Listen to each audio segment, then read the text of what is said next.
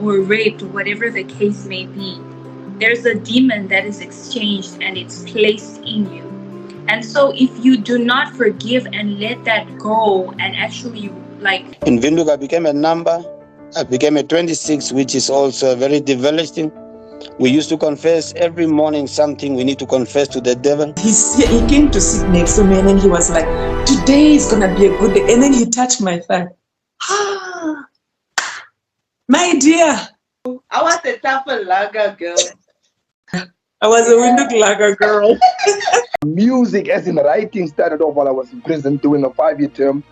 The more money you make, the more life becomes smooth, the more easy everything becomes. You get access to everything else, which is drugs, the nice life, the nightlife, the hoochies. But I will tell you that in the process, I almost overdosed. Yeah?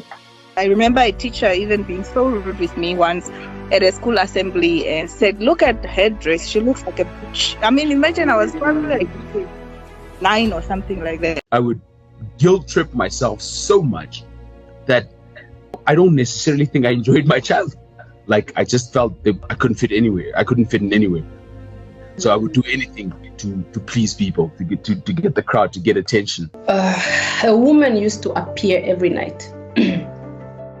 And she would torment me. I started to steal, I started to rob people, I started to do drugs, I started to do housebreaking. Oh no, man, I'm going to sell my bed. Just imagine my bed.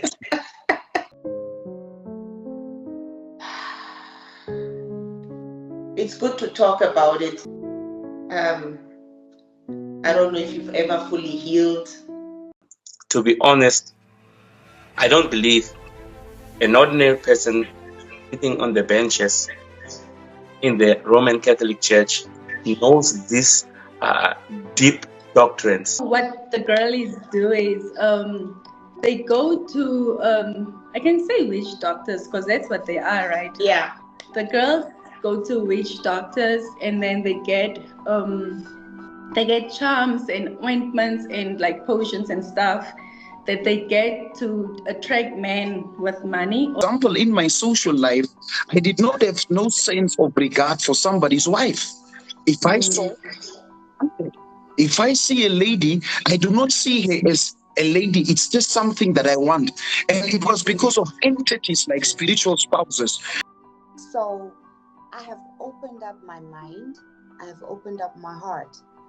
I have started preparing the side of the bed of the choice of the person to come. I have started looking out for the cups, his and hers. Gospel music gets a lot of resistance because we're fighting, principalities and we're fighting spirits within the heavenly realm. So we wait on the Lord to reveal His glory and power.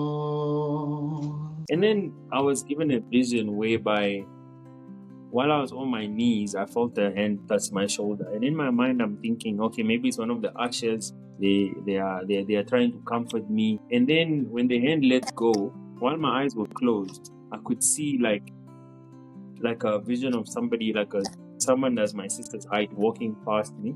And there was a white light next to her. And they just kept walking and just kept walking until I could not see them anymore. And that just gave me reassurance that I know she was holding my shoulder to say, you will find me and you'll see me again. But there are so many things. There's just a different way that a person in military behaves themselves. And regardless of how your commander-in-chief or the person that is leading that specific group of people, like in the military, is whether he is doing the right thing or wrong thing, you are trained in such a way to submit to whatever order they are giving. As much as you know what it is that you should be doing, this is the right thing and this is the wrong thing. But once you're on that ground, once you're under the sworn oath that you have made, and your commander calls a command, you don't have a choice but to submit. They can either feed on you emotionally, they can feed on you financially, they can feed on you for so many things, right? Feeding on you meaning they gain a lot of knowledge out of you, which they will later on use against you, of course. This is now just ways to get to the manipulative part. Yeah. So they start depending on you financially. Mind you, these people are not, they don't have empathy and they just want to receive. They don't want to give. You know how the Bible says, without vision, people perish. It is Yeah. so important for us to capture that. I feel like the fact that God gave us unique fingerprints, He went to the extent to make sure that right now there are about 8 billion people on the face of the earth, right? And nobody's fingerprints matches yours. That's by design. That's by design. You have a very, very unique imprint that only you can make on the earth. So it is in getting in God's face. Because I know sometimes we hear things like,